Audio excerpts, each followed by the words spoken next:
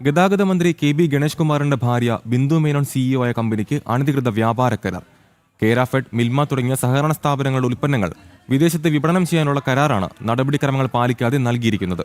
Tender വിളിക്കാതെയും താൽപര്യപത്രം ക്ഷണിക്കാതെയുമുള്ള ഈ നീക്കത്തിനെതിരെ ശക്തമായ ആരോപണമാണ് ഉയർന്നത്.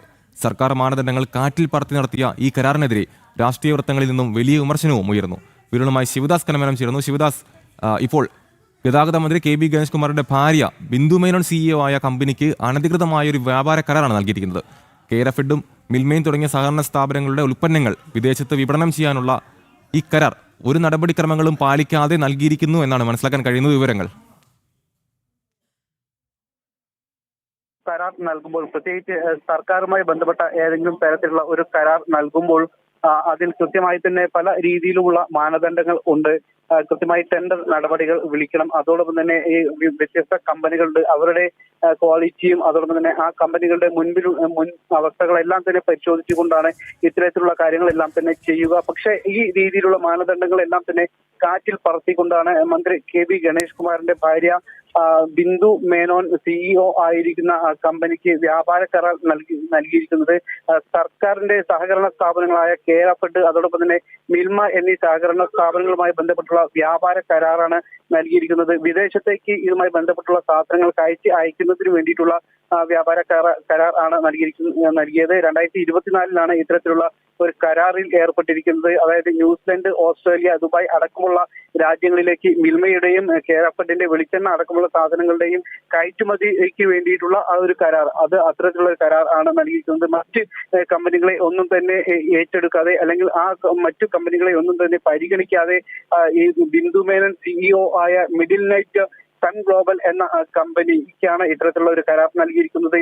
ഇപ്പോൾ ഈ ഒരു കമ്പനിയുമായി ബന്ധപ്പെട്ടുള്ള ഈ വിഷയങ്ങൾ പുറത്തു വരും എന്നുള്ള ഒരു ഭയം കൊണ്ട് തന്നെയാണ് കഴിഞ്ഞ ദിവസം കെ.ബി. ഗണേഷ് കുമാറിനെതിരെ വാക്കുകൊണ്ട് പരാതികൾ നൽകിയെങ്കിലും അത് ഒരു രേഖാമൂലമുള്ള ഒരു പരാതി നൽകാതിരിക്കാനുള്ള ഒരു കാരണം എന്നാണ് മനസ്സിലാക്കുന്നത്. കാരണം നമുക്കറിയാം, മന്ത്രി കെ.ബി. ഗണേഷ് കുമാറിന്റെ മന്ത്രിപദം അടക്കം തെറിക്കുന്ന ഒരു സാഹചര്യം ഉണ്ടായിരുന്നു. പക്ഷേ ഇത്തരത്തിലുള്ള ചില വഴിവിട്ട കരാറുകൾ അത് പുറത്തു വരും എന്നുള്ള ഭയം കൊണ്ട് തന്നെ ഈ ഒരു വിഷയങ്ങളും അല്ലെങ്കിൽ രേഖാമൂലമുള്ള ഒരു പരാതി ഒന്നും തന്നെ ഗണേഷ് കുമാറിന്റെ ഭാര്യ നൽകിയിരുന്നില്ല. അതിന് കാരണം ഇത്തരത്തിലുള്ള ചില സാഹചര്യങ്ങൾ കൂടിയാണ്. എന്തായാലും ഈ വകുപ്പുകൾക്കുള്ളിലുള്ള ഉദ്യോഗസ്ഥർക്കിടയിൽ തന്നെ ഇത് വലിയ ചർച്ച ആയിട്ടുണ്ട്.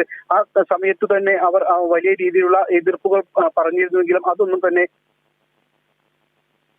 ഇത്തരത്തിലുള്ള ഒരു അറിയത് ഏകദേശം കഴിഞ്ഞ 2025 തന്നെ ടൺ കണക്കിന് വസ്തുക്കൾ ഈ മിൽമയുടെയും കേരഫെഡിന്റെയും വസ്തുക്കൾ തന്നെ മറ്റു രാജ്യങ്ങളിലേക്ക് അയക്കുകയും ചെയ്തിരുന്നു. എന്തായാലും വഴിവിട്ട ഒരു നീക്കം തന്നെയാണ്, അനധികൃതമായ വ്യാപാര കരാർ തന്നെയാണ് സർക്കാരിന്റെ ഭാഗത്തുനിന്നും ഉണ്ടായിരിക്കുന്നത്. അമൽ, അത് തന്നെയാണ് ശിവദാസ്. ഇത്തരത്തിലൊരു വഴിവിട്ട നീക്കത്തിന് പിന്നിൽ എന്താണ് എന്നൊരു ചോദ്യം തന്നെയാണ് ഇപ്പോൾ ഉയർന്നത്. നമുക്കറിയാം, കഴിഞ്ഞ ദിവസം ഉണ്ടായ കെ.ബി. ഗണേഷ് കുമാറിനെതിരെ ഉണ്ടായ ആരോപണം, ആ ഒരു ആരോപണം അത്രയ്ക്കങ്ങ് രാഷ്ട്രീയ കേരളം കത്തിക്കേറുന്ന ആ ഒരു സാഹചര്യത്തിൽ പെട്ടെന്നങ്ങ് വെള്ളമൊഴിച്ചില്ലാതാക്കിയതുപോലെ അങ്ങ് അണഞ്ഞുപോയി. കാരണം ഭർത്താവ് ഒരു പരാതിയില്ല, മാപ്പ് ചോദിച്ചു, തീർന്നു എന്നൊക്കെ പറഞ്ഞ് ആ വിവാദം അങ്ങ് കഴിഞ്ഞു.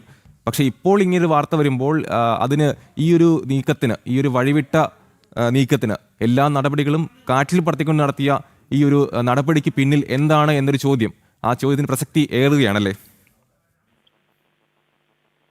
തീർച്ചയായും അത് തന്നെയാണ് അമൽ ഞാൻ നേരത്തെ സൂചിപ്പിച്ചത്.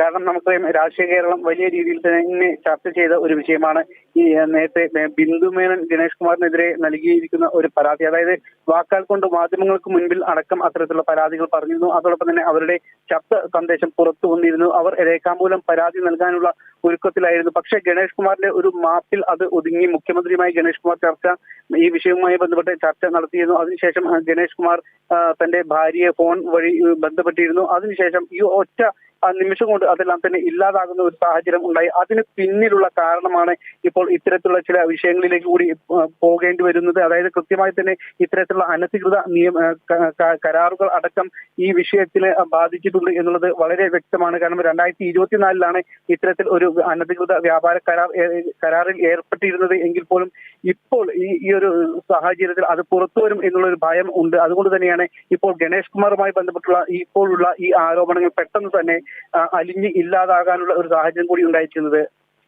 അമൽ, യെസ്, വ്യക്തമാണ്. ഗതാഗത മന്ത്രി കെ.ബി. ഗണേഷ് കുമാറിന്റെ ഭാര്യ ബിന്ദു മേനോന് സർക്കാർ വഴിവിട്ട സഹായം ചെയ്തതായാണ് പരാതി ഉയരുന്നത്. കേരഫെഡ്, മിൽമ തുടങ്ങിയ സഹകരണ സ്ഥാപനങ്ങൾ ഉൽപ്പന്നങ്ങൾ വിദേശത്ത് വിപണനം ചെയ്യാനുള്ള കരാറാണ് നടപടിക്രമങ്ങളൊന്നും പാലിക്കാതെ നൽകിയിരിക്കുന്നത്. ടെൻഡർ വിളിക്കാതെയും താൽപര്യപത്രം ക്ഷണിക്കാതെയുമുള്ള ഈ നീക്കത്തിനെതിരെ ശക്തമായ ആരോപണമാണ് ഉയരുന്നത്. സർക്കാർ മാനദണ്ഡങ്ങൾ കാറ്റിൽ പറത്തി നടത്തിയ ഈ കരാറിനെതിരെ രാഷ്ട്രീയ വൃത്തങ്ങളിൽ നിന്നും വലിയ വിമർശനങ്ങളും ഉയർന്നു. വിവരങ്ങൾ നൽകുകയായിരുന്നു ശിവദാസ് കർമ്മന.